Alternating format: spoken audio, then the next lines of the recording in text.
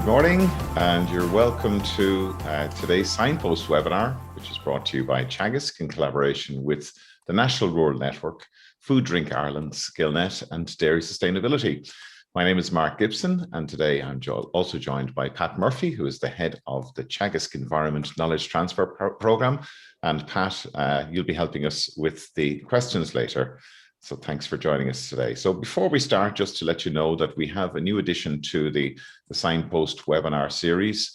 We do have a live transcription available to those people who have any hearing difficulties. So that is available at the bottom of your screen. So you can just click on live transcription. So that's just a response to a number of requests from some of our viewers to avail of that. So we hope you can, that is helpful to you. Also, before we start, a number of people have asked me, what is this lapel on my jacket here? And it actually represents the 17 Sustainability Development Goals. So that's what that represents, and is very much tied into the work we're doing here on the Signpost webinar. So you can find out more on the UN website about the Sustainable Development Goals. So today we are going to continue our discussions around water quality, and in particular how we value our water resources. And I'm delighted to be joined by Bernie O'Flaherty, who is coordinator of the Border and Western regions with the Local Authorities Waters Programme, also known as LawPro. Bernie, good morning to you. Good morning. Good morning, Mark. Good morning, Pat. Good morning, everybody. You're very welcome to the Signpost webinar. And Bernie, you have had a long experience working with the farming community, rural community, on protecting water quality and at the coalface. Could you tell us a bit about the work you've been doing over your years with LawPro and maybe even before that? Well, at the moment, for the last 5 years, I've been working with the LawPro programme.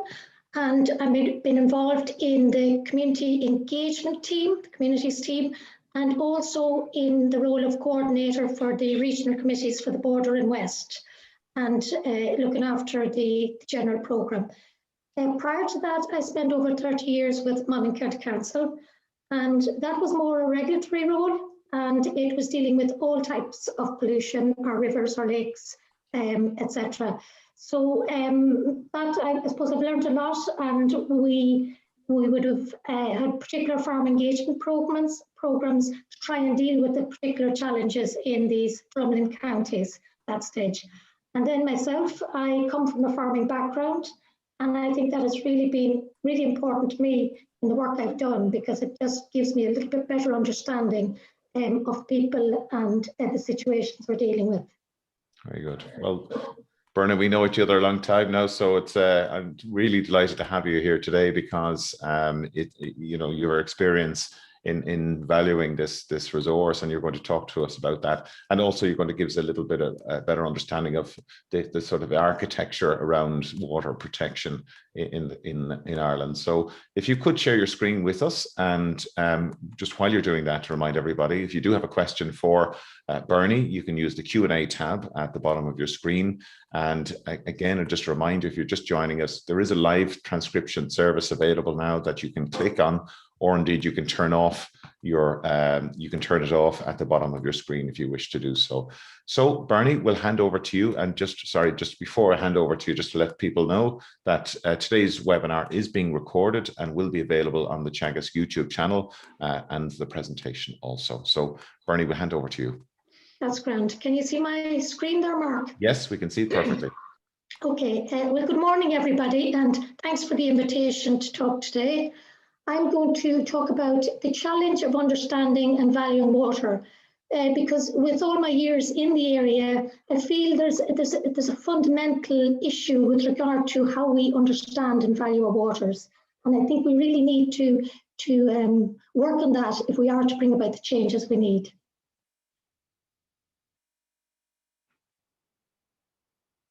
Sorry. Okay. Just initially, I'm going to just give a little refresher overview of the Local Authority Waters Programme and mention water quality. You've had recent speakers from Jenny Deacon and the EPA, so I'm just going to touch on some of the EPA information. I'm going to talk about catchment management and some thoughts on valuing and understanding our waters. I'm going to talk about the work we've been doing to engage communities in our programme. And I'm going to dip back then into my previous career, and I'm going to look at a farm survey case from County Monaghan. I'm going to look at some tools and concepts around catchment management to help us better understand it, and then I'll finish up. So initially, just the EU Water Framework Directive. We're currently in a river basin management plan, the second cycle. It's coming to a conclusion now in 2021, and we're preparing for the next cycle. This all stems from the Water Framework Directive. And basically, one of the key objectives of the directive is to achieve good ecological status in all waters by 2027. And that's fairly challenging, very ambitious, but there's a lot going on behind the scenes. The plan developed a new approach this time around, and our programme was part of this new approach. And also, you'll have probably heard about the Teagasc ASSET programme that is also part of the new approach, and we're working closely with that programme. So what does the programme look like? We are hosted in 13 different local authority offices, and we are a local authority shared service. We also support the new governance structures here on the right, and we're funded by the Department of Housing, Local Government and Heritage. Now, I'm not going to go through the governance structures here. They are complicated, but really what this new governance structure facilitates, it facilitates sort of a bottom-up, top-down approach.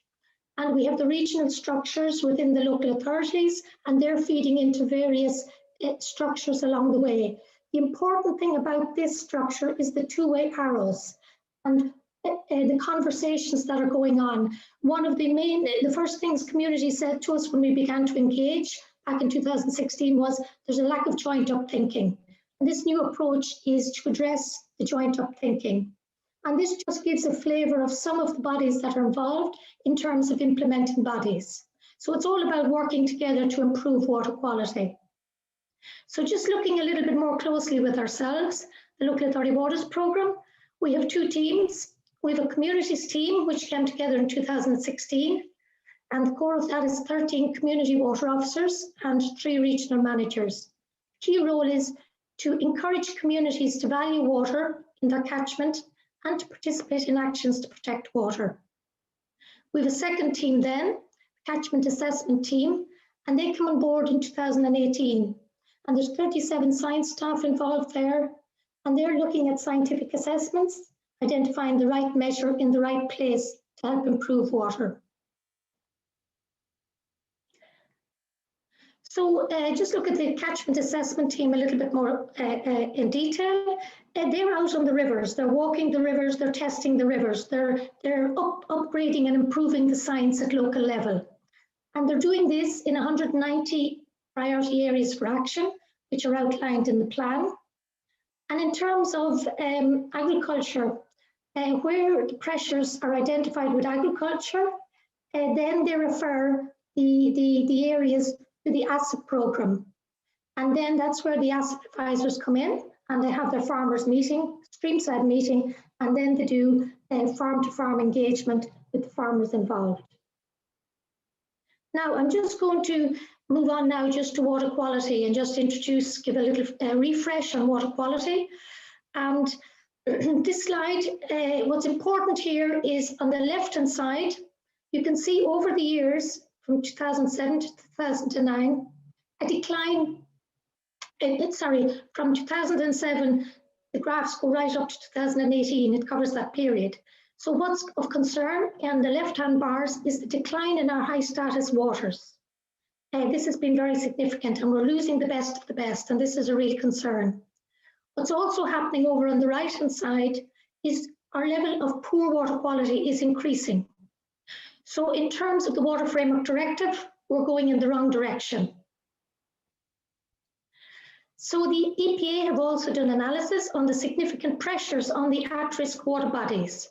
So in terms of those water bodies that we hope to get back to good status or with a good status objective, excess nutrients is #1 pressure, followed then by morphology and organic pollution. In terms of our what would have been termed maybe by some our pristine waters or our high status water, high status objective waters. And the number one pressure is morphology, and that's changes to the shape or the bed of the rivers. And again, nutrients, and then hydrology relates to the flows. So I suppose we're looking at trends. Now the EPA have done some work on the significant pressures, looking between the second and third cycle. And over here on the left, agriculture is a pressure in now 1,000 of the at-risk water bodies. And I think what's of real concern is the increase in this level of at-risk water bodies due to agriculture. The evidence-based used for the two periods, for the second and third cycle, is the same for agriculture. There are increases in the hydromorphology and the urban runoff pressures, but the baseline there of what's being compared, there's additional science added in there. So I suppose it's a real concern, the changes in agriculture. So the solution to solving difficult problems, and in particular our water quality problems, is an integrated catchment management approach. To solve this problem, it's been described as a wicked problem. Like some of our big environmental problems, they're very complex. Problems are multi-sectoral. Problems are interrelated. Water quality, abstraction, and flooding can all interrelate. In terms of policies, there's difficulties in terms of policies and conflicting policies, competing between rural priorities and jobs and the environment. But I suppose the situation has now changed. We realize in terms of our planet and our national policies, we do need to change. We need to address some of these environmental challenges. Governments alone can't solve the problem. We need both a top-down and bottom-up approach. We need collaboration and coordinated response because it's multi-sectoral, the problem is multi-sectoral. And we also need a broad society response. We need to bring people along with us. So the challenge is, how do we get the wider public buy-in? And in particular, I'd suggest that the agricultural sector is really critical to success. Unless we get changes there, we're not going to address our water, biodiversity and climate problems. So if I asked you to talk about to think about water or water management, I mean, everybody in the room could have a different area of interest or aspect. So it just goes to show when, you know, water itself is a really simple molecule, but when we go to try and manage it, it really is quite complex. So some words of wisdom on community engagement from Bob Harris in the UK. And he suggests that the starting point for the bottom-up approach to catchment management are the issues that people identify with. Issues around water quality, like phosphates and pesticides, these can be detached issues for communities. Government priorities are not always community priorities. And there's no blueprint for engagement. But as I say, we found that Bob's suggestions were very useful. Now, when we go out and ask people, started doing presentations, we get varied responses. I remember giving a talk in Drogheda with a colleague one time, or Loud somewhere, and we talked about water quality, and somebody said, "So what?"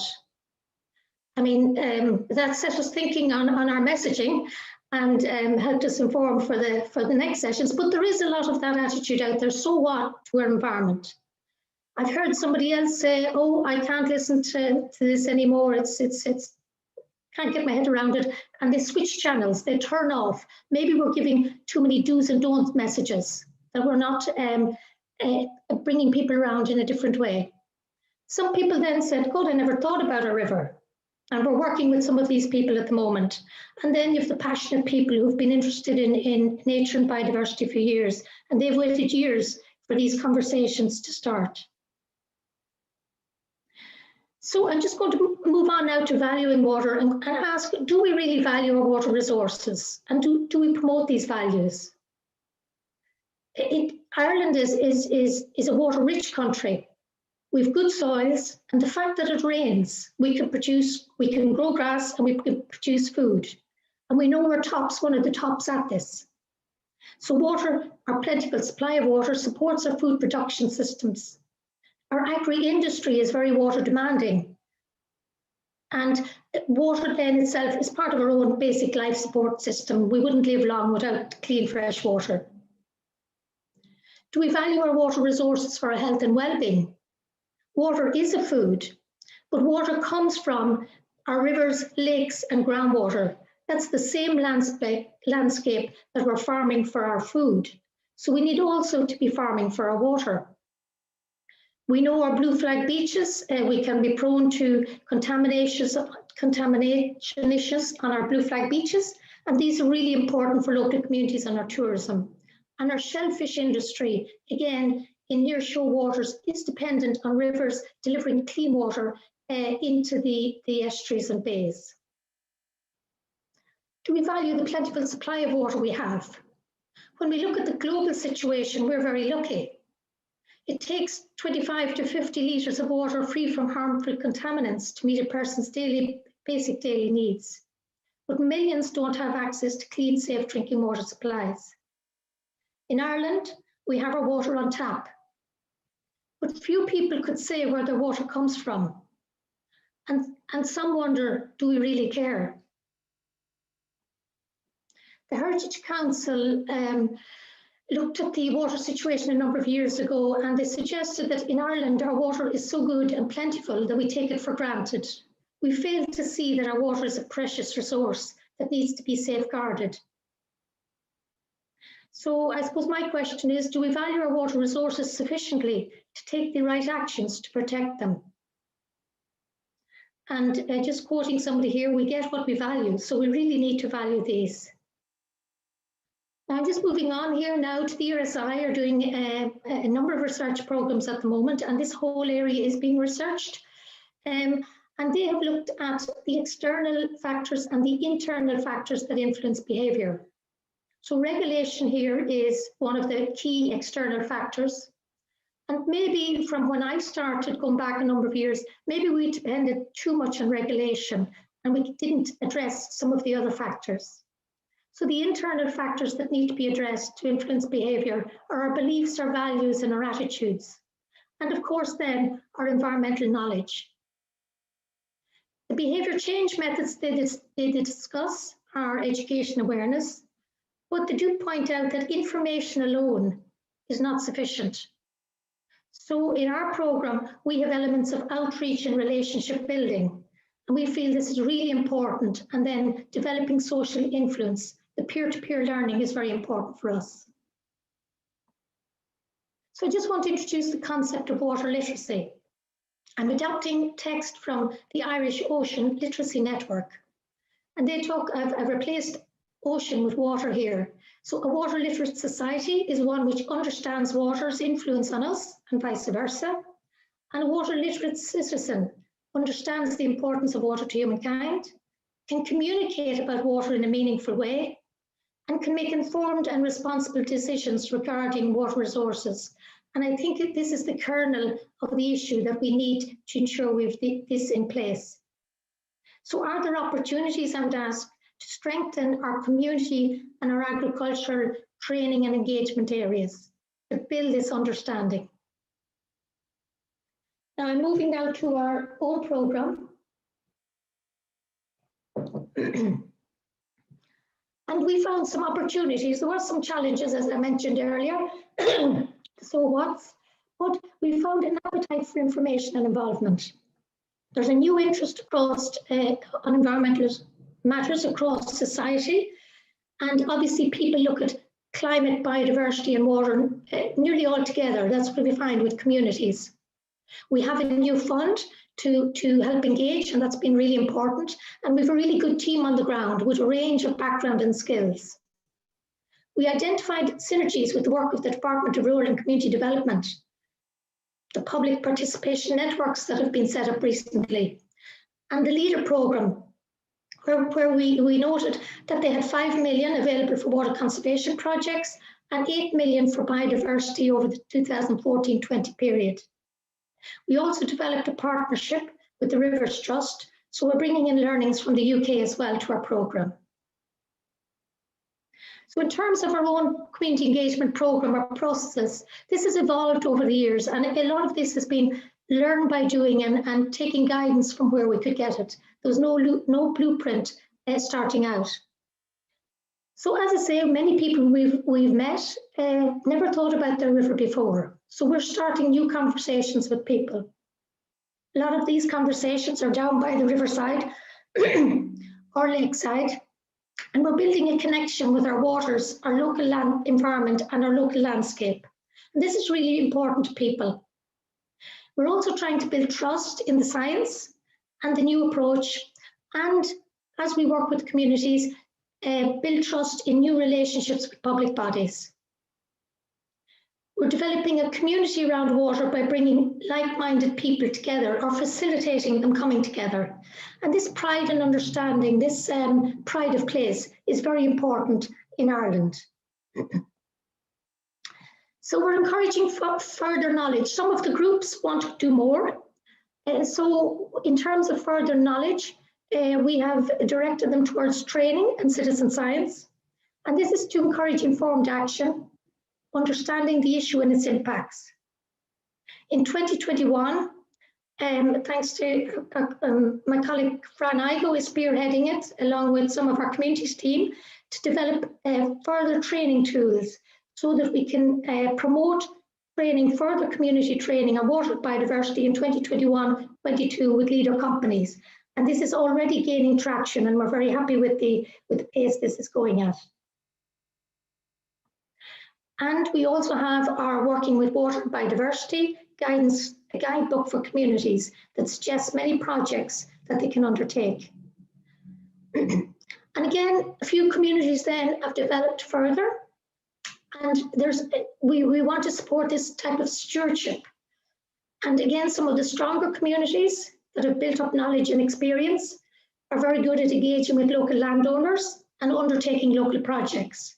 You can see here on the left, Inishowen Rivers Trust has undertaken a bank erosion problem to solve the problem with the local community. And we're beginning to bring these communities together then, and they're beginning to share their knowledge. As I say, we work in different ways to support community involvement, and we work with others who are also involved in the community area. There's training up here in County Leitrim. Again, looking at the bugs in the river here, because the bugs in the river can tell us about water quality. The Inishowen Rivers Trust also rolled out a River Guardian programme, which I think is maybe particularly interest to the audience. And this was funded through the LEADER programme. So there was all sorts of certification courses as part of this: chainsaw certification, invasive species control, bank erosion control, and then this river fly monitoring and being able to characterise your local stream. Federation of Group Water Schemes are doing great work in terms of trying to protect their sources. And in a couple of the supplies that are impacted by pesticides, we're helping to fund the Let It Be initiative in those supplies with the Federation. We're also involved with the GA. GA have come on board this year with a Green Clubs initiative. It was launched actually in December 2020. And they're looking at the Sustainable Development Goals. So obviously water is one of those, and we're supporting that initiative. So in terms of our community engagement, we've over 350 communities that have engaged over a period of time with us. And what's interesting to us when we did a recent breakdown is that a lot of the traditional community groups, tidy towns, the development associations, and general community groups are engaging with the programme. We also have the catchment trusts, the catchment associations, the river trusts. Some of my colleagues are working with EIP projects. We've engagement too with the group water scheme sector and various river and lake groups around, angling groups and environmental groups. So really a broad mix across society, which is good. We have 3 years of Community Water Development Fund mapped here. We have to map up our this year's grant, but we've over 446 Community Water Development Fund grant awards to date to communities. So it's important then, what we notice is that the projects are increasing in technical nature. so becoming more directly relevant to the water quality. So what are we trying to do with the programme? Obviously, we want to address Article 14 of the Water Framework Directive, and it talks about consultation, information and involvement. So it's about giving communities a voice. So when it comes to the new plan, we'll be organising the local consultations and facilitating submissions. We promote active involvement, and this is through events and our projects, which I've described. And it's all about, as they engage with these projects, etc., they build capacity and build their environmental knowledge. And as they're doing projects, they need to engage with the local wildlife ranger or the fisheries officer, so building relationships with local public bodies. So additionally, a lot of these communities are already involved in the public participation networks, and there's an environmental linkage group. And they may sit on these and the strategic policy committees of the local authorities. So they're beginning to have capacity then to inform local plans and projects. But we're very much in the infancy. This is a long game, so it is a work in progress.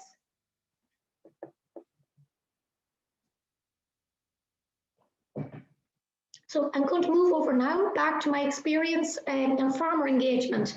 And just this is a case study, and it's from a regulatory approach back in Monaghan. So we had a number of water supplies that were impacted. So we organised catchment surveys in a water supply. We decided to do it sort of at arm's length from our regulatory approach, and it was consultant-led. And this was back in 2016. We did a little bit of an extra analysis on the figures coming back from this, so I present them here today. With 342 pre-announced farm surveys, we determined that 53% of them, or the consultant in, were satisfactory. They got a clear inspection. 22% had minor issues, and 24% had what we would call good agricultural practice non-compliance, or aspects of environmental land condition, poaching, etc.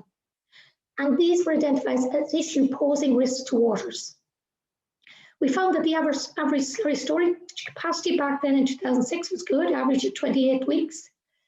But common issues that we came across were inadequate separation of clean and soiled waters, heavily soiled yards, and poaching. And these were management issues rather than structural issues.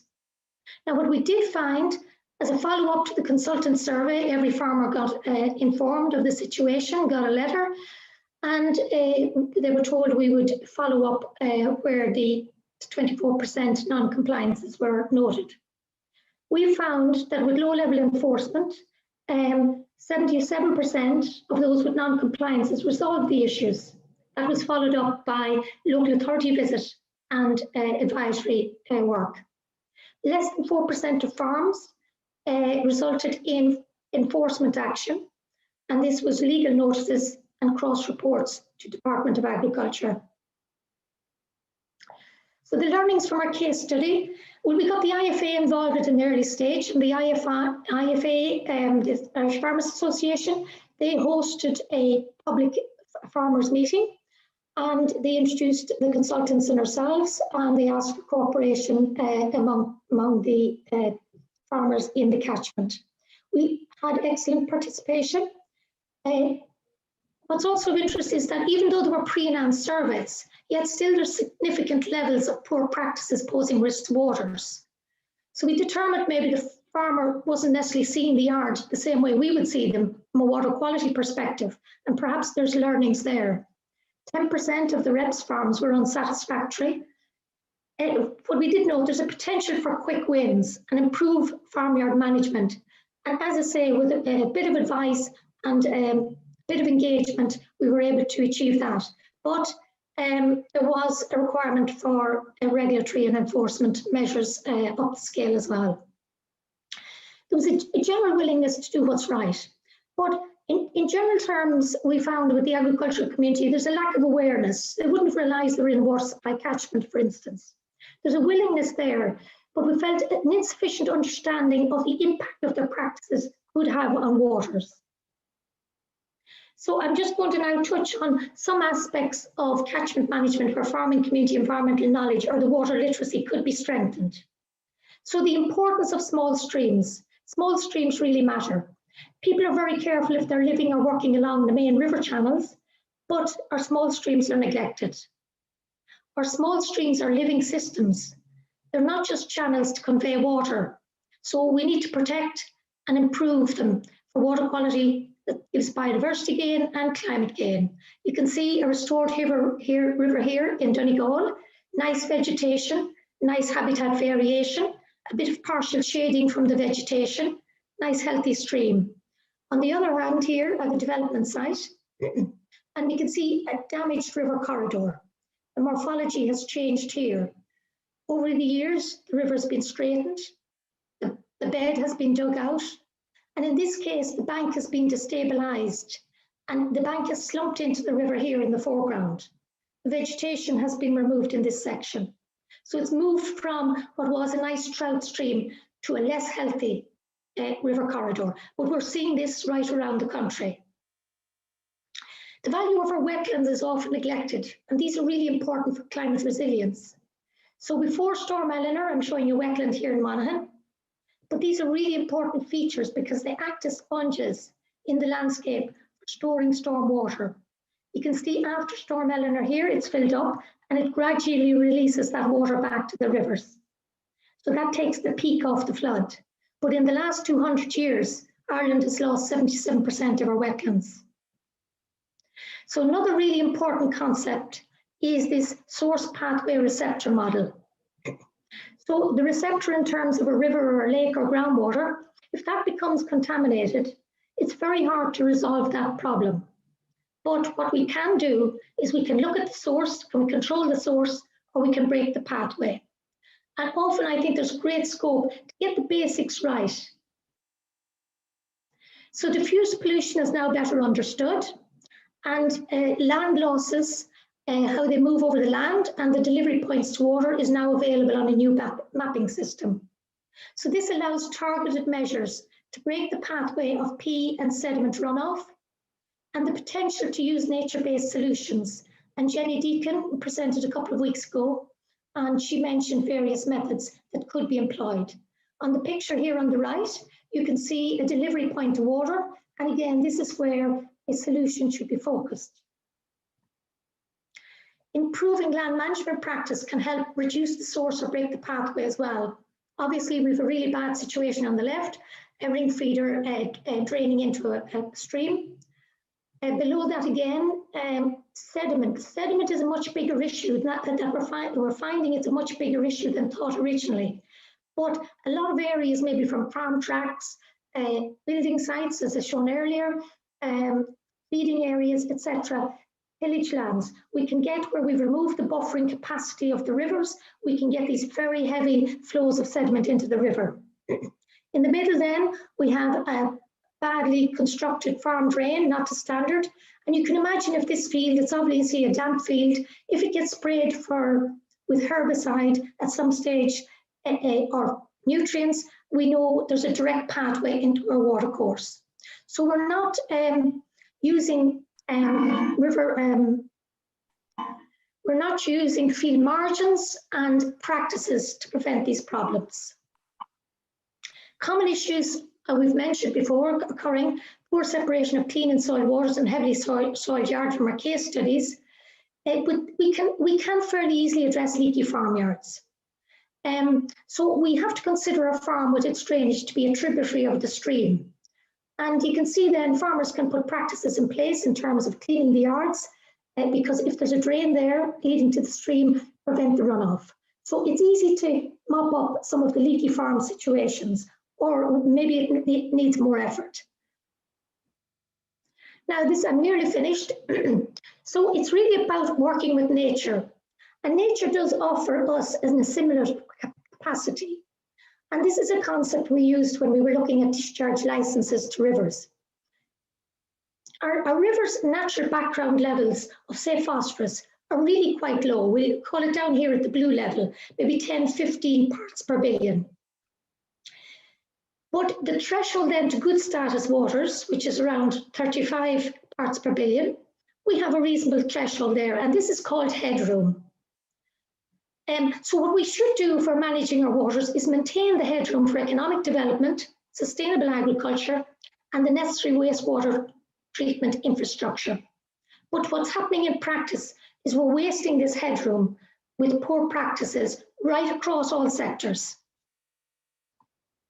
So just to conclude, just to say, I've found working with communities and our communities team really rewarding, and it's inspiring at times. We have to take on board that water management is complex and needs varied tools of engagement. Information alone is not good enough, or information booklets. What I'm hearing the feedback is discussion groups, these riverside workshops. These are really valuable to engage people. I really believe we have to get people out on the river, out on the land, some experiential learning to really learn about nature and biodiversity and these complex issues. We need to strengthen our environmental knowledge, and this is really necessary for decision making. The decline in water quality needs to be addressed urgently. And it does need the right combination of regulation, advice, land use measures, incentives, and voluntary action. And I know there's a lot of discussion around this at the moment. But by building a better understanding of our rivers and lakes is really fundamental across society to bring about change. Thank you for listening. And I'd like to thank my colleagues for their contributions over the years too. Thank you, Bernie. You know, it's really refreshing to kind of go back to first principles in a way, to really think about, well, why are we, and why is there a need to protect water quality? Because I think sometimes we do skip over that question at times, and we kind of skip straight through to the measures. This is what we need to do, and this is you know, what we need to implement. And I think that term you use, water literacy, is really important. And I was just thinking as you were speaking there about how we're all very literate when it comes to talking about vaccinations and variants and so forth over the last 12 to 18 months. Wouldn't it be wonderful if everybody was at the same status of knowledge around water quality as they are about vaccinations? Maybe there's learnings there. But talking about that experiential learning, you quoted so many different examples of what's happening across the country. I know the ASAP program in particular, the feedback I'm getting from advisors is the feedback from farmers is that, you know, that there's really a huge, how would you call it, a huge acknowledgement of the importance of the ecological status of waters, and I suppose those categories that you outlined there, the so what or the switch channels, or I think a lot of people are probably in that category. I never thought about a river. You know, how do we move people from those different channels or different status points? I mean, you've talked about a lot around the education but connecting with those people, maybe those what we sometimes call the hard to reach people. How do we get them involved? Because sometimes they're not the sort of people that would necessarily join up with a community group or you know, a wider organization as such. Yeah, well, just from my experience, I suppose farmers, shall we say, in terms of farmers, just to answer it, they deal with a lot of people, and I know Teagasc have done research before, and you've outlined they don't necessarily trust or like dealing with public officials, but they do deal with people. They deal with contractors, they deal with their agricultural advisors, what we call all these trusted intermediaries. Maybe they're fertilizer salesman. So what we need is that water literacy is out there among the trusted intermediaries, so that they're delivering the same messages as what we need the farmers to understand. So I think we need a wider approach, and that's why this water literacy is important. It's across all the people who are involved. It's no point asking the farmer to take action if everybody else is on a different page. And I think there's a lot of scope. I'm listening back to some of the ASAP advisors and the findings and the local authority people on the ground. Slurry spreading, for instance, maybe 50% of it is delivered by contractors, but what training have they got? You know, that could be a real easy win in terms of, we know that slurry spreading in poor conditions is a real concern to local authorities and to water providers. So there's a lot of gains, as shall we say, in the trusted intermediaries to bring people delivering the same messages. If we agree in principle nationally that we need to address these issues, if it's of value, if it's important, then we need everybody who's engaging in that middle area also be talking off the same hymn sheet. I'm glad you've brought that point up, because that's actually one of the main objectives of the Teagasc Connected program, is to engage with those intermediaries. And already we are working with a lot of drainage contractors through a QQI training course in drainage, but it's I suppose reducing the barriers to accessing that training in itself. And we have done work with the contractors, but I'd very much like to expand on that. And also we are in discussions with the co-ops in relation to the sales of fertilizers and how we can improve the knowledge there of sales representatives within the agri-food sector. So very much in line with what we're trying to achieve. But of course we need to scale that up, and we need to get dripping off the tongues of everybody, the importance of water quality. Pat, some interesting questions coming in there for Bernie, some around the funding side of things as well, I notice. You're on mute there, Pat. Apologies. There's one kind of overriding theme in the question, and in the questions, and it's a kind of in that blame culture piece, and what about the other areas that are leading to the problems. And do you come across, and how do you deal with the issue of kind of deflecting to all of the other problems rather than dealing with the problems that you might have some control over yourself, and accepting the problems that are there? How do you go about dealing with that? That's a difficult one. Yes, you know, when we, I suppose, engaged initially at open meetings with farmers, the first thing they want to know about was the local wastewater treatment plant. And we do need to have our facts and figures there, and be honest if there is problems and what's being done to address them. I suppose going into a meeting, you need to engaging. You need to have everything on the table first of all, and discuss what's happening in various areas. And then we need to hone in to people's particular area of interest, or where they can impact and influence water themselves. So I think it just means to widening the conversation initially, and looking at what is being done in the various sectors, and then honing back in then to the issue that you're trying to focus on at a local level. Bernie, how do local communities, how will they be facilitated to input into the and decisions around how their local rivers are managed in the next river basin management planning cycle? Will there be an opportunity there for them to engage, or has that been decided yet? Definitely, yes. We're preparing, our teams are preparing at the moment now for the public consultation. We expect the draft plan to be available imminently in the coming months. And after that, there'll be a 6-month public consultation period.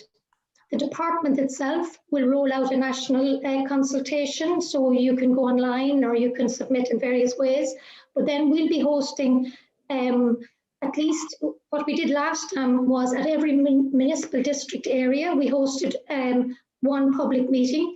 So in total, we had over 120 public meetings nationally.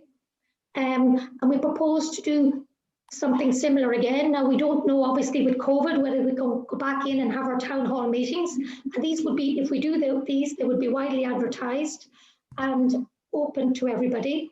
We also, our local authority colleagues will engage with the elected members and their contacts, and they would be at formal council meetings. So we will have these public meetings, whether it's by Zoom or in person. But we also looking at maybe other methods of engaging, and looking at some more high-tech methods, maybe coming into an online room and being able to comment on the plan. Basically, what will happen at a meeting, then we'll outline what's coming down and what's in the plan. but basically just cover the basic topics. But really what we're trying to find out is what are the issues that communities are finding on the ground. Because we know a lot of the technical issues, but we're always, you'll always get a different aspect or different information, and communities are really valuable with local information, even in terms of our catchment science team out and about. We have public meetings, we consult with the local community, and it's amazing what they know about their local areas, even that the science or that we haven't picked up in terms of our mapping, etc. So we'll be listening to communities. They'll be able to make submissions, and we'll be taking back comments as well, and we'll be analysing that and feeding it back up to the department. Does that make sense to you, Mark? Yes, thank you. There's a question here in relation to the level of understanding of how, amongst farmers, of how their actions can impact on water quality, and the possibility and advisability of insisting that there would be training in place for farmers in relation to water quality and their impact, and their impact on it. Yeah, I know there's been a lot done already, but just I don't think the message, I don't think they understand the basics that their farm is a tributary of the stream. Every farm and underground tanks, there's drainage underneath there. So what the farmer sees on the surface is not what is happening necessarily in terms of water quality. So just in terms of the basic farmyard, I think there's an education piece to be done there. If we're still finding, as my case study now, I know it's gone back a few years, but I know it's sort of fairly matched the figures that the Department of Agriculture are finding. But if we're still finding that there's 25–30% non-compliances in terms of leaky farmyards, say, that we've got a big problem. As I say, we're using up this capacity, this assimilative capacity, the headroom in the river that allows us to do what we need to do, that needs, the dilution that's needed for treated effluents, etc. So it's breaking, it's losing this. And I do believe it's something that needs to be learned on the farm. So whether it's ambassador farmers, peer-to-peer learning, discussion groups, it needs to be done on the farm. And look at it, it's very basic. But when once something is highlighted, then people look in the drain and be able to trace back to the farm. If we go out, if an inspector goes out, we look at the drain first, nearly before we look at the farmyard. It's no point, you could eat your dinner off some farmyards, but if the drainage, if the silage effluent is leaking into a gully or an underground drain, or seeping underground under concrete or whatever, seeping away in a broken drain underneath, you have a serious problem, but everything looks good on the surface. So it's taking that 3D look at a farmyard, and also looking at that concept to the source pathway receptor model, looking at the linkages. So you've got your sources here. Is there any pathways I have to address? What are the pathways? Where are the escape routes? And then what does my river or drain look like? It does take a little bit of a trained eye to be able to know straight off, but some of it's quite obvious when your drain is dirty or contaminated. Bernie, the Department of Agriculture have just launched a pilot agri-environmental scheme called REAP. And obviously this is a kind of an interim measure until the main common agricultural policy is the next round is put in place. Are there measures that you think could be implemented in the next agri-environmental scheme that could support those objectives of generating better water literacy? Do you think that's something that could help to further the objectives of what you're doing there? Well, I think the discussion groups or that type of workshop, outdoor workshop, would be very valuable, and I'm sure they're going to be involved. I think a few basic things about understanding the value of the field margins and the river corridors. We need training around that. I was very impressed. Somebody I touched base with who might have been a so what a number of years ago. I touch base regularly with them, and they were saying they were to a discussion group, and it was the first time they had a full discussion group on biodiversity. And again, they were outdoors in the field with somebody talking about biodiversity. And they said to me, one of the colleagues said, you know, I have an area I wouldn't mind putting in a little bit of forestry in. And another colleague said, I have an area that I could convert to a wetland. So I think it takes very little interaction with people who understand their lands to be able to see opportunities where they might enhance biodiversity or break these pathways and get double gains for biodiversity and water quality. Again, the new maps will be available on the delivery points. They can be ground truthted by who's ever organising the new scheme. But there's lots of opportunities there to build in some of these new measures, definitely. Just a question there about the knowledge of farmers and others about the water quality of their local streams and rivers. How good is that knowledge? How available is the information for people to I suppose, improve their knowledge of the status and of the issues that are there in their local area? Well, there is a very good resource, catchments.ie. And there's mapping there. All the available mapping is available, and a lot of the science as it becomes available is being made available on catchments.ie. Now, I suppose, whether an individual farmer will go in, I suppose they may need, I would suggest that the ag advisors and all these trusted intermediaries that may be dealing with, you know, the dairy co-op advisor, who's ever dealing with the farmers, should be familiar with where to get the information.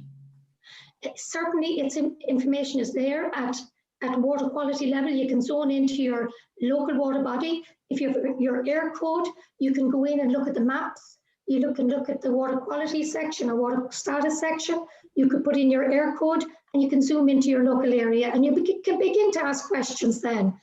I mean, ideally, every individual person, I mean, if it was something then it was brought up at a local meeting or discussion group, and then you could get somebody in if a little bit extra interpretation was needed in terms of further interpreting the data for the local area. But it would mean upskilling more of the trusted intermediaries that work with farmers. The comment okay, here. So I suppose the message there is to people to just, even for the intermediaries, to know what the water quality status is in the area that they're operating in, and to try and make farmers aware that there is a problem, and the problem is A, B, and C.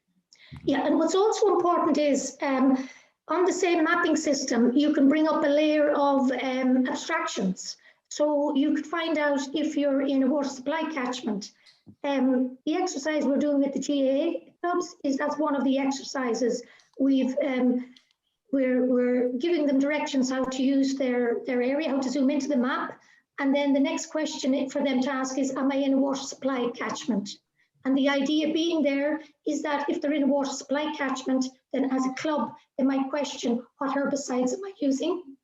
And is there any connection to the local water course? So definitely there's lots of layers of information there that would be really valuable for people to take on board. So if they know the quality in general, and they know then if they're in water supply area, maybe that will give rise to a new conversation about the local water.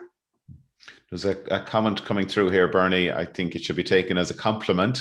It says here, while doing my Green Cert course, I would have loved a talk from Bernie. Excellent speaker, and the information provided brings alive all the books and documents. So there's a comment from a young farmer, I take it, that's out there. We're getting a lot of questions there, some people looking for advice there around how, you know, if they do notice somebody, a neighboring farmer or somebody who isn't adhering to the rules, how do you handle that situation?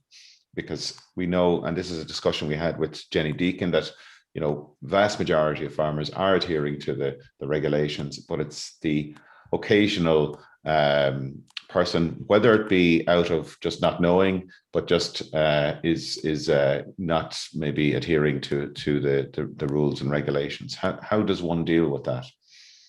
Yeah, well, just based on my own experience in dealing with farmers previously, they like the system to be fair. So if they're doing their best, they want to know that somebody who's completely ignoring the rules and is that can be dealt with. And that's one of the irritations that's out there if that's not being dealt with. Now, people don't like complain about their neighbours, but if you feel that, look, this has gone too far, you can phone your local authority, the environment section. They will deal with complaints. There's an app available on the EPA, See It, Say It, so you could take a photograph of a situation and refer to the EPA and they'll transfer it on then.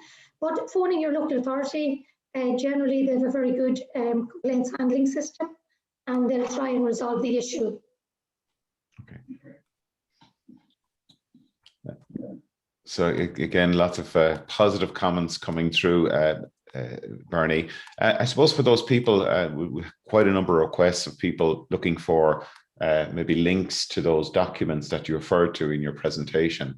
Perhaps we could get those links from you and we could send them on to those people who are attending today, because there's some really excellent information available out there. It's just a question of pointing people in the right direction. Maybe you could help us with that, Bernie. Thank you. There's a question there in terms of the nature and types of some of the projects that have come in, and examples of some of the more impactful projects that have come in under the fund. Okay, well, the initial projects can be quite basic and simple. It could be something like a river cleanup, that type of, or even a bench by the river. And I'll come back to the bench in a minute. But as people begin to understand what's affecting the water quality, we had a lovely example in Ashbourne with Ashbourne Tidy Towns. And Ashbourne Tidy Towns came in to us with a proposal to take on a consultant to look at all the pipes coming into the river and determine what was coming down the pipes. Were they clean water pipes? Were they storm overflows? Were they contaminated pipes? So the consultant prepared the report, and then the community then took that to the Irish Water and took it to the local authority. So both Irish Water was able to recognise, yes, this is something is on our system, we'll deal with that. And the local authority was able to maybe look at some issues with contaminated stormwaters. I don't know how it resulted in the end, but that was quite a nice high-end project coming in early on. I'll go back to the bench by the river, and some people just wanted that connection, that connection with the river, and being out in the river and being able to access it as an amenity area is really important to people too. So following on the bench on the river, the community stayed engaged with the project. Then they decided to undertake an ecological survey of the river corridor and then do a bit of planting to plant supplement with native species. And then a follow-on with that was that somebody was coming to do work with the river with digger later on or at another location, and the same community were able to say, hold on, you can't go in there, it's not right, you'll have to talk to X, Y, or Z. So in terms of other projects then, there's river restoration, maybe replacing some of the fish habitat in rivers, bankside vegetation, planting and restoration. You saw an example there earlier, bank erosion. That would be quite a complicated project. Obviously, you have to get the landowners involved. You have to check with regard to protected areas. You have to work with the fisheries, etc., etc. So we're getting a range of projects, but as we say, they're increasing in nature. A lot of it's training in citizen science, and people don't necessarily want to go to meetings, if you know what I mean, be part of a committee, but they don't mind getting out and doing a cleanup or going out and learn how to check the bugs in the river to be able to tell about the water quality. They like doing stuff on the ground. So there's a lot of projects around that end. And then when they build the knowledge on the river, then they want to know what they can do about it. So it's there's a lot of projects in themselves, maybe for another day, but there's very interesting stuff coming in. Okay, Bernie, it's just after 10:30 now. I don't know where that hour went. I found your presentation really fascinating and a different perspective than we've heard so far during the series. So thank you again for the time and effort you've gone to in preparing for today. So just a reminder to everybody, if you want to get another look at today's webinar, you can view it on the Teagasc YouTube channel, or indeed you can go to the Teagasc website. And of course, we have the Teagasc Signpost webinar podcast, where you can listen back on any of the the webinars that have been broadcast so far, and they're available on all of the podcast platforms. So I just want to say thank you to our production team, Andy Boland and Yvonne Maher. Pat, thanks for helping with questions. Bernie, thanks again. And a reminder that next week we'll be speaking to Dr. Brendan Dunford, who is manager of the Burn programme. And Brendan's going to be talking about celebrating our biodiversity and motivating farmers to address the climate and biodiversity emergency that exists. So we look forward to seeing you next Friday at 9:30. Until then, stay safe, and we hope you have a nice weekend. Take care.